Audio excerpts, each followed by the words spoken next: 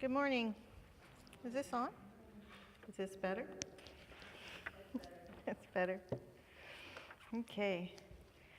So welcome to a thaw of the tundra. The thaw of the tundra. Did you notice it's all dripping today? It's much easier to get around in my car. This whole month is based around peace and the topic that I am peace. And if you'd like to get a heads up on what our monthly topics are, there are still a couple calendars left. We'll be following the calendar this year for the monthly topics. I like that most of them are like an I am, so that you know that you're part of everything. It's not just a random, and they're all aspects of unconditional love. So, which is even greater, because that's what we are. We are manifestations of that unconditional love. I've gotten into a habit lately of, before I speak or teach, to just center myself with some pictures, and I'll use a deck of cards or whatever I have around me at the time. And today I had angel cards with me. And I always let this be random, but it always works out perfect. And I just want to show you today that it's this lovely image of an angel barefoot in nature. And the idea is grounding oneself. And I thought, how perfect for a conversation on peace to be connected every which way, not just, grounded here in purpose of life, and then also being aware of everything else around us and that we are part of something more. And to allow that alignment. And then however you do that for yourself. Everybody's different in their own personal spiritual practice. How do you allow that connection with both? And how do you allow peace? And then, what is peace? So if you look up peace in the dictionary, which I did, I put number 2 definition here for you, because the first one wanted to talk about war. And I'm like, it's much more than that. To find peace is much more than finding a place where people are not shooting at each other or fighting. It's an individual sense as well. And number 2 in Merriam-Webster says it's a quiet and calm state of mind. So really it's that place of alignment between yourself and creation. Because how else are you going to get a calm state of mind unless you allow yourself to be aligned? I grew up Catholic, and I taught 10 years or more in parochial schools. So there was a lot of going to Mass. And within the Mass, they say, peace be with you. A lot. But it gets to be kind of rote. You're like, what does that even mean? And at one point, just like you all greeted each other a little bit ago with hugs and handshakes, that's part of the peace. When they say, let peace be with you, and then there's a handshake or a touch or a smile or something to go along with that. Recently, I went to a Mass. It was a funeral service Mass, but since I had been there last, they have changed some of the wording of the Mass. And instead of saying, peace be with you, it now is, peace be with your spirit. I thought, how cool is that? How cool is that to recognize that you are a spirit, and that you can align with that and allow a calmness with that.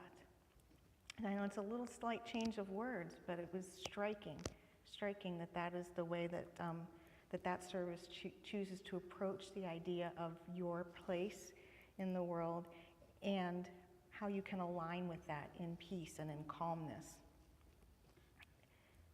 And then if you switch to last year, we did the 12 powers.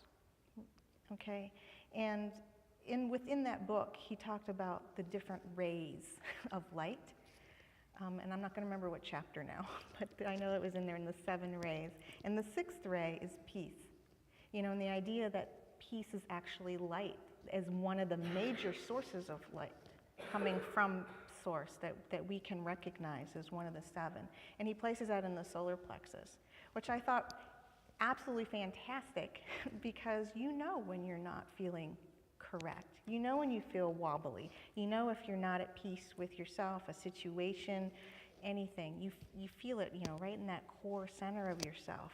So when that's calm, I think that's a physical part of us to know when we are at peace, when we are in alignment. And when we are allowing, and when we're engaging in that. When we're engaging in that alignment, I think that's important. So, you guys know I wait till the last second sometimes, the weight that comes out of my mouth. And this morning, around 5 o'clock in the morning, I had the most bizarre dream. And I woke up and I went, okay, there's the last piece. There it is.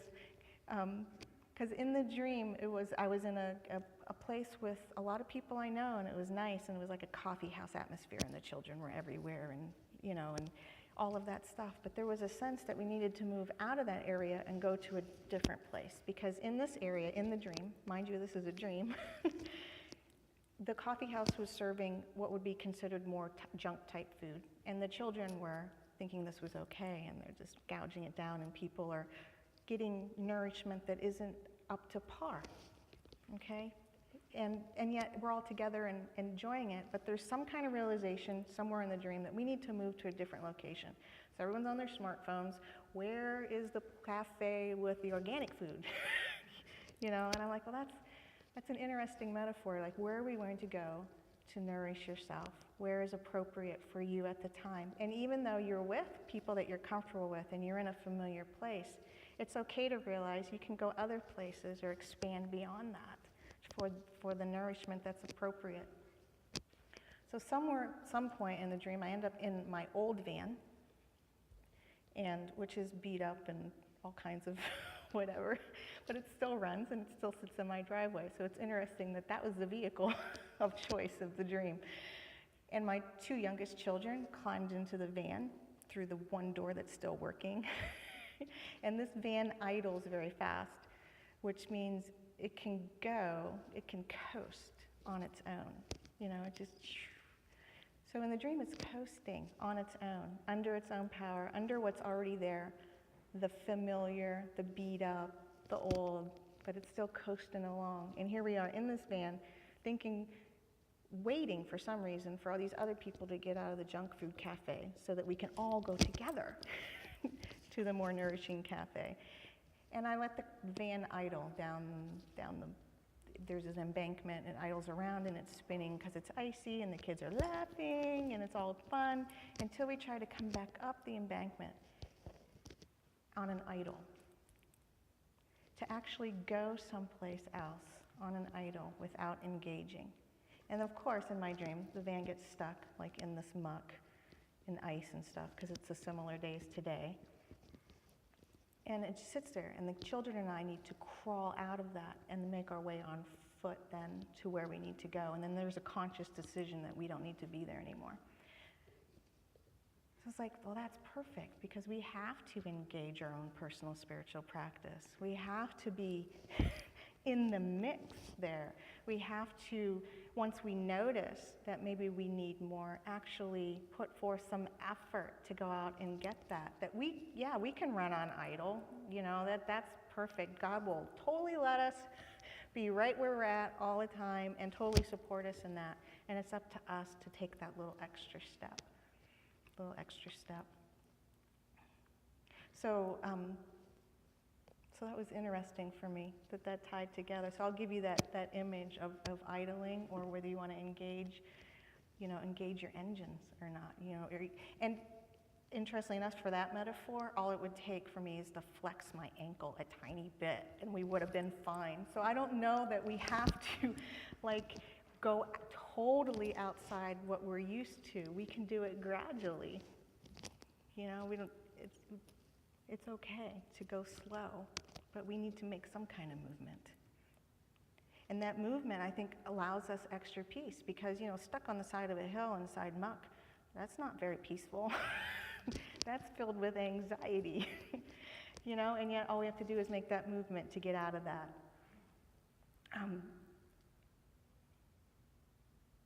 And so we create our own life through our own experiences, our own thinking, and that's the third unity principle, is that we get a chance to be co-creators in that. We get a chance to keep moving on. Angel Uriel, I don't know how many of you follow the angels at all, but Angel Uriel is considered an archangel. and also considered the angel of wisdom. And there's a text in which Uriel speaks to Ezra. And I put the quote down there. I honestly don't know which translation this is, but it's a translation. And Uriel, angel Uriel, says, "You cannot understand the things with which you have grown up.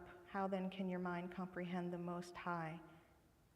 And how can one who is already worn out by corrupt world understand incorruption?" And the whole idea is there. Our perceptions and our place help form our relationship.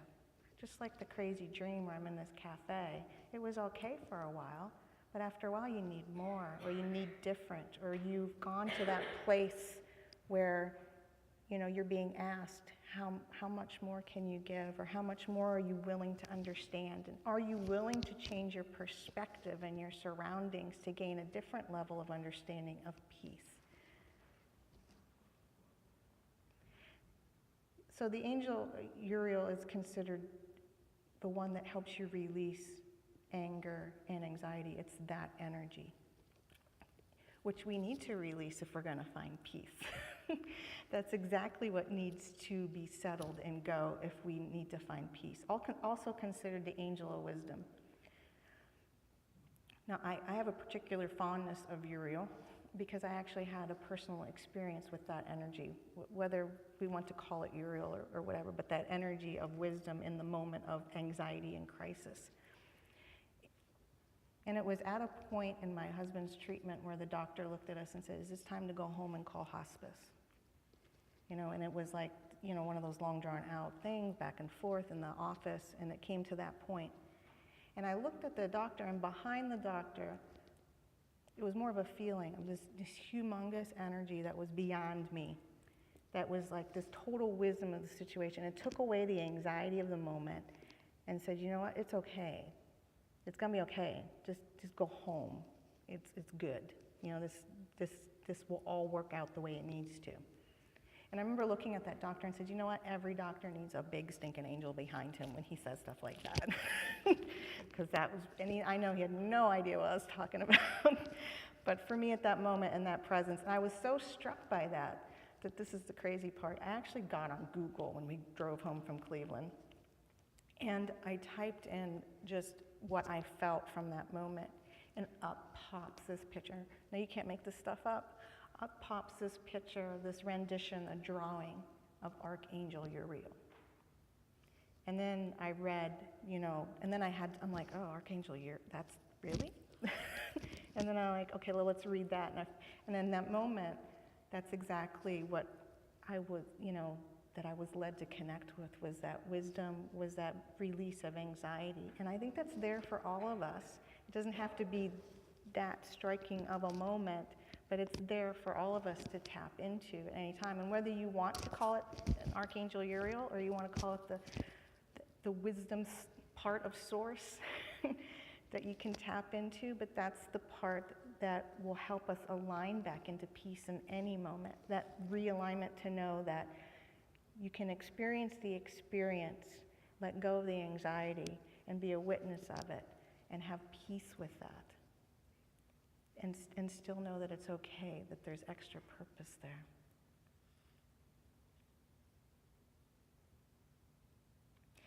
St. Francis is also a favorite of mine. So if you don't mind, we're gonna go from prayer right into meditation, starting with the prayer of St. Francis. And then, so you can just settle into that, and listen to the words. And then I wanna bring you through a short meditation to see if we can align with a little bit of peace for ourselves today.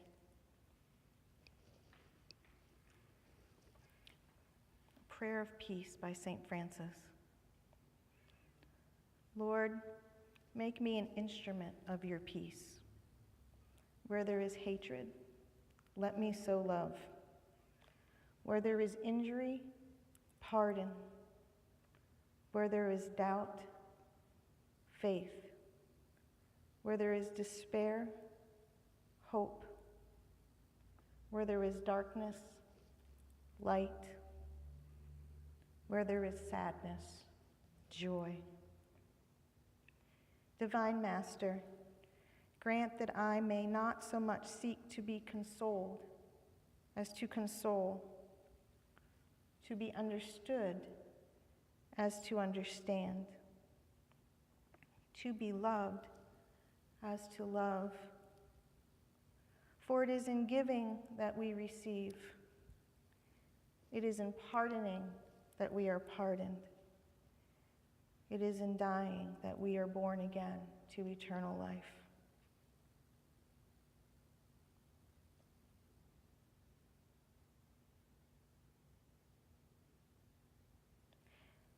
Thich Nhat Hanh says that peace is present right here and right now, in ourselves, in everything we do and see, every breath we take,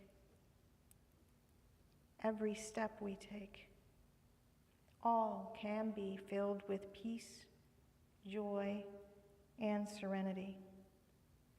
Our only question is whether or not we are in touch with it, if we're willing to recognize it, be a witness to it. We need only to be awake, alive, and present in the moment.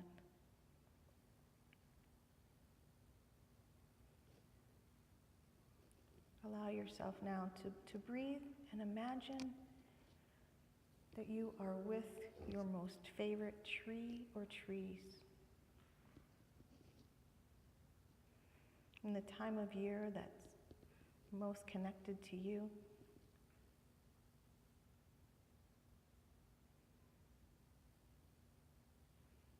Feel yourself exchange the energy of the tree. You can feel yourself touch the tree.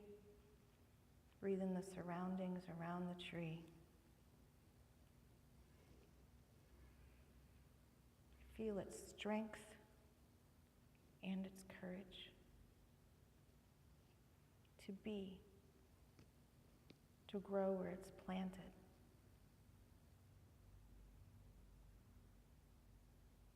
To flow with the seasons.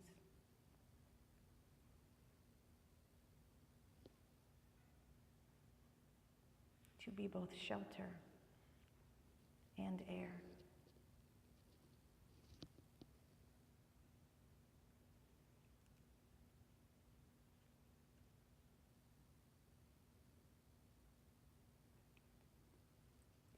Allow yourself to feel both strength and courage as aspects of peace.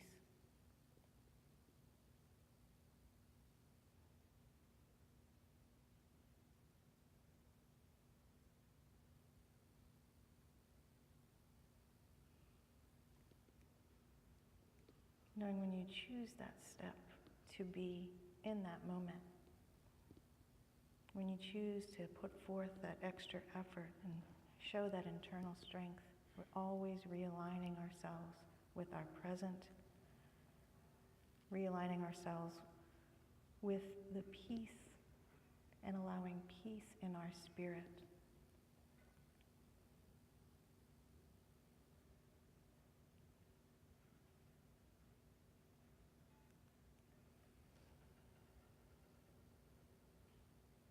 And with great gratitude for understanding and of our time today, I say amen.